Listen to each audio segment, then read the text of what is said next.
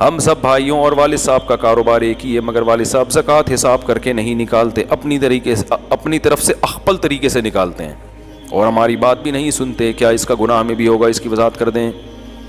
جب والد صاحب اور بھائیوں کا ایک ہی کاروبار ہے تو وہ ٹوٹل والد صاحب ہی کا ہے۔ اس خوش فہمی میں ہرگز نہ رہیں کہ وہ آپ کا بھی ہے۔ اللہ نہ کرے ابا کا انتقال ہو گیا تو بہنوں کا پورا اس میں سے حصہ نکلے گا۔ یہ خوب اچھی طرح کھوپڑی میں بٹھا لے ہوئے بات۔ آج یہ ہوتا ہے، میں بار بار یہ مسئلہ بتا چکا ہوں لیکن کھوپڑی میں بیٹھ نہیں رہا لوگوں کے۔ ابا کا بزنس تھا، دکان تھی چھوٹی سی گٹکے کی، آپ نے اس کو ترقی دے کر ایک بہت بڑا شاپنگ ہال بنا دیا اور لاکھوں کروڑوں کا بزنس بنا دیا۔ تو ابا کے مرنے کے بعد آپ کو ثواب کے علاوہ کچھ بھی بولو نہیں ملے گا۔ ہاں وہ سارا، کیونکہ اس میں آپ ابا کے معاون اور مددگار ہیں، اور معاون اور مددگار کو ایگریمنٹ کے بغیر صرف ثواب ملتا ہے۔ اور ایگریمنٹ بھی وہ ہوگا جو کیا مطلب ایگریمنٹ یہ کر سکتے ہو آپ کہ ابا میں جو آپ کی دکان میں اتنی محنت کر رہا ہوں تو بزنس میں یا تو مجھے شریک کرو، اتنے پرسنٹ بزنس کا مجھے مالک بناؤ، بات آ رہی ہے سمجھ میں، مجھے مالکانہ حقوق دو، یا پھر میری الگ سے تنخواہ رکھو اس میں۔ تو یہ دو کام آپ کو کرنے پڑیں گے، ورنہ ابا کے بعد یہ پورا تقسیم ہوگا۔ تو آپ کو یہ نہیں ہوگا کہ میں نے اتنی محنت کی ہے تو بیٹھ کے پیڑے کھاتا تھا، اس کو تو میں 3 دفعہ میرے پاس کیس آتے ہیں نا کہ ہم تو اس کو سمجھا رہے تھے، یہ تو کمبخت اٹھتا نہیں تھا ابا کی فیکٹری میں، آج تک کہ کیل بھی جا کے اس کمبخت نے نہیں ٹھوکی، اب وراثت لینے کھڑا ہوا ہے۔ وراثت تو میں کہتا ہوں وہ تو صحیح ہے، ابا کا بیٹا تو ہے نا، یہ جب بیٹا ہے تو وراثت تو ملے گی، چاہے کیل ٹھوکی ہو یا نہیں ٹھوکی ہو۔ کیل ٹھوکنے اور نہ ٹھوکنے کا وراثت سے کوئی تعلق نہیں ہے، پوری وراثت ملے گی۔ تو کہہ رہے ہم نے جو اتنی محنت کی، لوگوں کا پھر سوال ہوتا ہے ہم نے جو دن رات ایک کر دیے فیکٹری کو آسمان تک پہنچانے میں تو ہمیں کیا ملے گا؟ میں فوراً کہتا ہوں آپ کو ثواب ملے گا، ثواب کے علاوہ آپ کو کچھ بھی نہیں ملے گا۔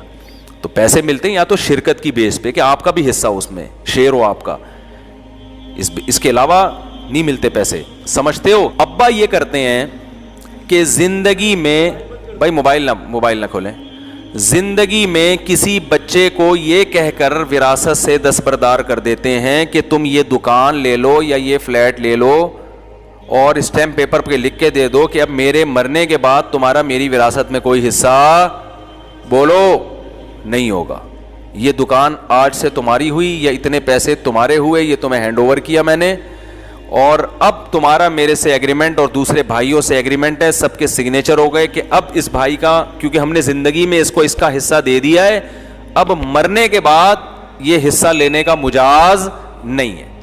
تو جب یہ کام ہو جاتا ہے، ابا کا انتقال ہو جاتا ہے، تو جب کسی بھی دارالافتاء سے فتویٰ لیا جاتا ہے تو فتوے میں لکھا ہوتا ہے اس کا بالکل اتنا ہی حصہ دوبارہ سے ہوگا جتنا دوسرے بھائیوں کا حصہ ہے۔ پھر لوگ کہتے ہیں یار یہ کیا ہو رہا ہے، پھر میرے پاس لا کے اسٹیمپ پیپر دکھا رہے ہوتے ہیں کہ بھئی اس نے تو خود لکھا تھا کہ میں وراثت مرنے کے بعد حصہ نہیں لوں گا، اب یہ کس بیس پہ مانگ رہا ہے؟ ہم کہتے ہیں اس کا پورا حق ہے مانگنے کا۔ نہیں آ رہی بات میرا خیال ہے، کیونکہ زندگی میں وراثت معاف کرنے سے معاف نہیں ہوتی۔ وجہ اس کی ہے کہ جو حق ابھی تک بنا ہی نہیں ہے، پہلے سے اس سے دستبرداری ہو ہی نہیں سکتی۔ اس کی مثال ایسے کہ یہ لیاری سے آتے ہیں ماشاءاللہ، میں نے ان سے کہا کہ آج کے بعد اگر آپ مجھ سے قرضہ لیں گے یا فیوچر میں آپ مجھ سے کوئی قرضہ لیں گے، نہیں اور آسان کر کے بتاتا ہوں کہ میں نے آپ کو 1 لاکھ روپے معاف کر دیے، یہ کہیں بھائی میں نے آپ سے 1 لاکھ لیے ہی نہیں تو معاف کیوں کیے؟ کچھ معاف کیسے کر دیے؟ میں کہتا ہوں ابھی لیے نہیں لیکن ہو سکتا ہے کبھی لے لو، ہو سکتا ہے کبھی لے لو۔ اب اتفاق ہوا کہ ایک دن انہوں نے لے لی 1 لاکھ روپے، اب میں گیا بھائی میرے 1 لاکھ روپے واپس کر، انہوں نے کہا آپ نے پہلے کہا تھا کہ 1 لاکھ میں نے کیا کر دیے؟ معاف کر دیے۔ تو یہ ان کی بات شریعت نہیں سنتی، اس لیے کہ معاف وہ حق کیا جاتا ہے جو ثابت ہو چکا ہو۔ جب یہ 1 لاکھ روپے لیں گے، ان پر 1 لاکھ واجب ہو جائیں گے، ان کے ذمے ہو جائیں گے، پھر مجھے یہ حق حاصل ہے کہ میں چاہوں تو لوں، چاہوں تو معاف کر دوں۔ ایک چیز ابھی ہوئی نہیں ہے تو پہلے سے معافی نہیں ہوتی۔ آپ نے اناؤنسمنٹ کر دی آج کے بعد کوئی بھی مجھ سے کوئی بھی چیز خریدے گا تو جتنے کی بھی خریدے گا میں نے پہلے سے پیمنٹ معاف کر دی ہے. تو یہ معاف نہیں ہوتی, اس لیے کہ جب آپ اس کو ایک چیز بیچیں گے تو اس کے ذمے قرض آئے گا, دین آئے گا. جب حق آئے گا اس آنے کے بعد آپ معاف کریں گے تو معاف ہوگا, آنے سے پہلے معاف نہیں ہوتا. تبھی میں یہ جو دوسری شادی کرتے ہیں نا, ان میں ایک گڑبڑ یہ بھی ہوتی ہے, یہ کیا کرتے ہیں کہ پہلے سے بیوی سے حقوق معاف کروا لیتے ہیں. کیا کروا لیتے ہیں؟ بولو نا, حقوق معاف, کہ بھائی ہم تمہاری باریاں نہیں دیں گے, ہم تمہیں رات میں برابری نہیں کر سکتے, ہم ساری زندگی چھپن چھپائی کھیلیں گے, چھپا کے رکھیں گے, اور خرچہ بھی نہیں دیں گے یا تھوڑا خرچہ دیں گے. یہ حقوق معاف کروا لیتے ہیں, ہو جاتے ہیں معاف. یعنی معاف کا مطلب کس طرح سے ہو جاتے ہیں بھی بتا رہا ہوں. شادی ہو گئی, اب یہ باریاں بھی نہیں دے رہے, ٹائم بھی نہیں دے رہے, بیوی مطالبہ کرتی ہے تو یہ کہتے ہیں تم نے تو پہلے معاف کرا لیا ہے. تو معاف ہوا نہیں ہے, یاد رکھو, کیونکہ ایک حق ابھی آیا نہیں ہے تو معاف کہاں سے ہو گیا؟ نہیں آ رہی میرا خیال ہے بات سمجھ میں. کیونکہ جب آپ ایک بیوی کے پاس جاؤ گے تو پھر آپ پر واجب ہوگا کہ دوسری بیوی کے پاس رات گزارو. یہ واجب ہوگا تو اس کے بعد وہ معاف کرے گی تو معافی ہوگی, اور وہی رات معاف ہوگی, اگلی والی پھر بھی معاف نہیں ہوگی. نہیں آ رہی بات سمجھ میں, ٹھیک ہے نا, کیونکہ ایک حق ابھی ہوا ہی نہیں ہے نا. ایڈوانس میں معافی نہیں ہوتی اسلام میں, ایڈوانس میں نہیں معافی ہوتی. حق آئے گا, جیسے مہر ہے, ابھی کہیں شادی ہوئی نہیں, آپ نے خاتون سے کہہ دیا کہ میں تمہیں 1,00,000 روپے مہر دوں گا, اس نے کہا میری طرف سے معاف ہے, چلو شادی کر لو. شادی کر کے پھر مہر واجب ہو جائے گا, کیونکہ ابھی واجب ہوا ہی نہیں ہے, تو پہلے سے ایڈوانس کی معافی کا اعتبار نہیں ہے. ہاں یہ ضرور ہے کہ آپ جب مہر واجب ہوگا تو آپ اس کو کہو گے کہ دیکھو تم نے معاف کر دیا تھا, اب اخلاق و مروت کا تقاضا یہ ہے کہ میں تو اسی چکر میں آ گیا تھا کہ تم کیا کر دیا معاف, وہ تو قاضی صاحب نے پھر دوبارہ رکھ دیا, تو اب ایکسکیوز می پلیز آپ یہ مجھے کیا کر دو, معاف کر دو. تو اس بیس پر اس کو رغبت دلانا یا یہ کہنا کہ اخلاقیات کا تقاضا ہے کہ آپ معاف کر دیں, وہ ایک الگ بات ہے, لیکن رائٹ نہیں ہے آپ کا. سمجھتے ہو کہ نہیں سمجھتے ہو؟ تو ایسے بہت سے واقعات میرے سامنے آئے ہیں کہ شادی سے پہلے لڑکا لڑکی نے ایگریمنٹ کیا کہ بھائی چھپا کے رکھوں گا, میں باریاں نہیں دوں گا اور بالکل الگ رکھوں گا, تو اب بعد میں بیگم کا میٹر گھوم گیا, اس نے کہا مجھے تو پوری پوری باریاں چاہیے. تو میرے پاس کیس آتا ہے, میں کہتا ہوں دینی پڑیں گی باریاں. بلکہ اگر آپ کی بیوی بھی حقوق معاف کر دینا پہلے سے, یعنی شادی ہو گئی, ایک ہی شادی, دو نہیں, پراپر طریقے سے ایک شادی ہو گئی, بیگم نے کہا کہ میں نے اگلے 1 سال کا خرچہ معاف کر دیا, یہ میں آپ سے نہیں لوں گی, تو معاف نہیں ہوگا, اس لیے کہ وہ آپ پر ابھی واجب ہی نہیں ہوا ہے, تو معاف کہاں سے ہو گیا؟ بس وہ ایک اخلاقی طور پر ایک الگ بات ہے کہ بیگم تم نے کہا تھا کہ دیکھو میں 1 سال کا خرچہ نہیں لوں گی تو اب نہیں لو. وہ اخلاقیات کی باتیں تو ایک الگ ہوتی ہیں, لا نہیں ہے, اسلام کا قانون نہیں ہے, یہ قانونی طور پر اس کو پورا پورا حق حاصل ہے کہ دوبارہ آپ سے وہ مانگے اور کہے میں اپنی بات سے رجوع کر رہی ہوں. سمجھتے ہو کہ نہیں سمجھتے ہو؟ تو اسی میں یہ ذہن میں رکھو کہ اگر آپ نے کہیں جو ہے وراثت دے دی بیٹے کو یا بیٹی کو اور کہہ دیا کہ اب تمہارا میرے مرنے کے بعد وراثت میں کوئی حصہ نہیں ہے, اس نے ایگریمنٹ بھی کر لیا, اسٹیمپ پیپر پہ انگوٹھے بھی لگا دیے جیسے سبزی والے نے لگائے تھے سارے انگوٹھے, تو وہ جب ابا کا انتقال ہوگا تو جیسے میں 1 سال انگوٹھے لے کے گھومتا رہا, آپ بھی وہ انگوٹھے لے کے گھومتے رہیں, اس سے حاصل ہونے والا کچھ بھی نہیں ہے.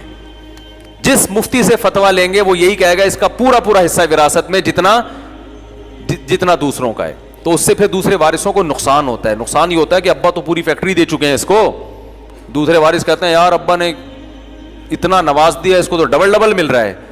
تو میں ان سے کہتا ہوں یہ غلطی ابا کی ہے, ابا کو یہ پروسیس کرنے سے پہلے کسی مفتی سے رابطہ کرنا چاہیے تھا. سمجھ میں آ رہی ہے بات کہ نہیں آ رہی؟ اب جو ہو گیا وہ ہو گیا. ہاں ہم اخلاقی طور پر اس کو کہتے ہیں کہ گھننے بن گئے, تم نے اس وقت تو اسٹیمپ پیپر پہ سائن کر دیے تھے, تو اب اخلاقیات کی باتیں کچھ اور ہوتی ہیں. تمہیں اتنا کچھ مل گیا ہے تو چھوڑو یار, خونی رشتہ ہے بھائیوں کا بہنوں کا, تم اپنے حق سے دستبردار ہو جاؤ. میں ایسے لوگوں کو یہی سمجھاتا ہوں, تمہیں مل گیا نا, چلو غلطی سے ملا لیکن مل تو گیا نا, اب خونی رشتہ ہے, کیا لا اور قانون کے پیچھے چلو گے تو ٹھیک ہے, قانون تمہیں سپورٹ کرے گا, لیکن اخلاقیات اور رشتہ داری بھی کوئی چیز بولو نا ہوتی ہے. تو میں ان سے خود کہتا ہوں کہ چھوڑ دو یار اپنا حصہ. میں ان کو بتاتا ہوں بھائی میں آپ کی جگہ ہوتا تو شاید چھوڑ دیتا کہ یار جب تمہیں مل گئی, اتنی بڑی فیکٹری مل گئی, طارق روڈ کی دکان مل گئی, تمہیں فلیٹ مل گیا, تو اپنا حصہ خود اپنی خوشی سے دوسروں کو دے دو کہ یار میرے ابا نے مجھے دے دیا تھا. لیکن قانونی حق بہرحال حاصل ہے, تو اس لیے کہ وراثت ایسا حق ہے جو مرنے کے بعد لازم ہوتا ہے. باپ کی زندگی میں وارثوں کا کوئی حق باپ کی جائیداد میں نہیں ہے ہی نہیں, تو معاف کہاں سے ہو گیا؟ سمجھ میں نہیں آ رہی بات؟ اب اس کا ایک تدبیر بتاتا ہوں, اگر یہ اس کی ضرورت پیش آ جائے تو کرنا کیا چاہیے پھر.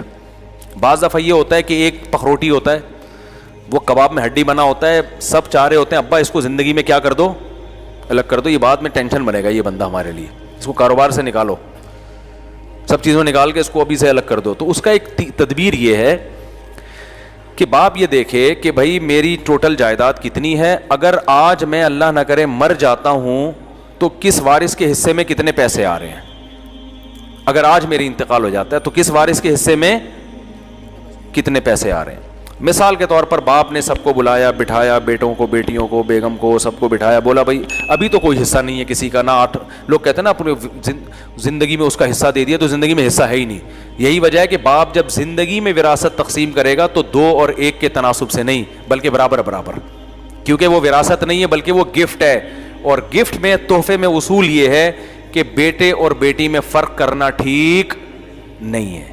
بیٹی کو آپ 2 لاکھ دے رہے ہیں, بیٹی کو 1 لاکھ دے رہے ہیں, یہ غلط ہے. اس لیے کہ جب آپ گفٹ دے رہے ہیں تو جتنا گفٹ بیٹی کا ہے بیٹے کا ہے, بیٹی کا بھی اتنا ہی ہے.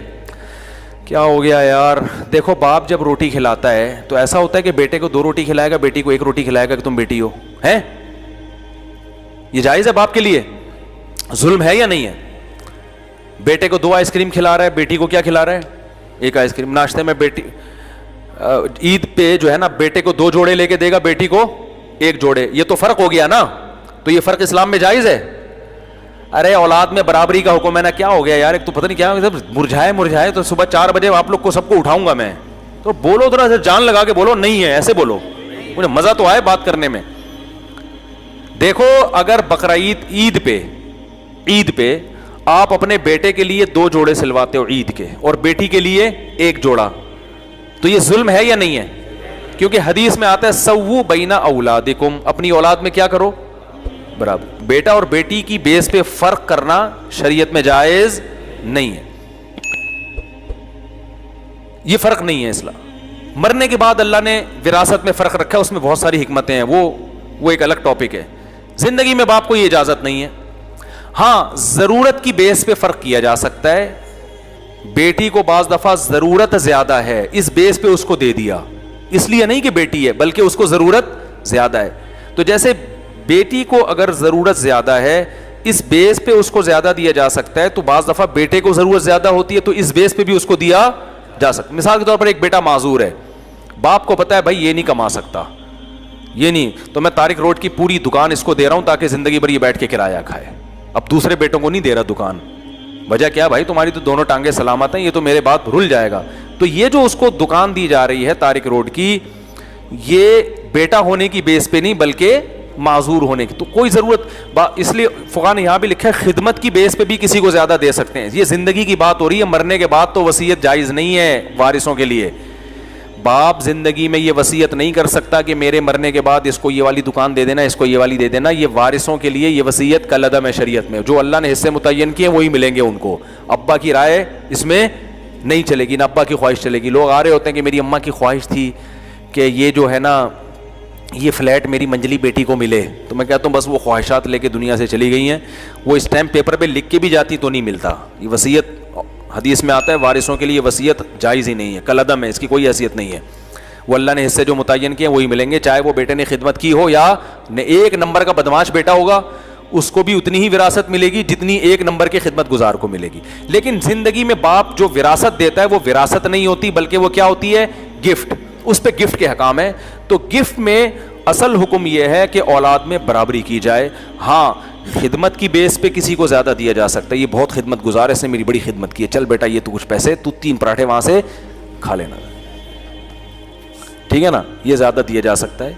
یا معذور ہونے کی یعنی ضرورت کی بیس پہ, دینداری کی بیس پہ بھی دیا جا سکتا ہے. ایک شرابی کبابی ہے, ایک چلے 4 مہینے میں چلا رہتا ہے, تو آپ کو پتا ہے یار اس کو زیادہ دوں گا تو یہ آخرت میں ذخیرہ بنائے گا, اس کم وقت کو دوں گا یہ پان گٹکے میں اڑا دے گا, تو دینداری کی بیس پہ بھی زیادہ دیے. یعنی اس میں اولاد کے ساتھ خامخواہ کی برتری نہیں ہو رہی بلکہ کسی بیس پہ ہو رہی ہے.